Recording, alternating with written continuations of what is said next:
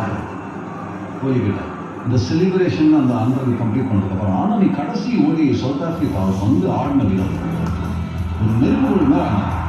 ஒரு பீச் வண்டி அன்லீஷ் பண்ணாங்க.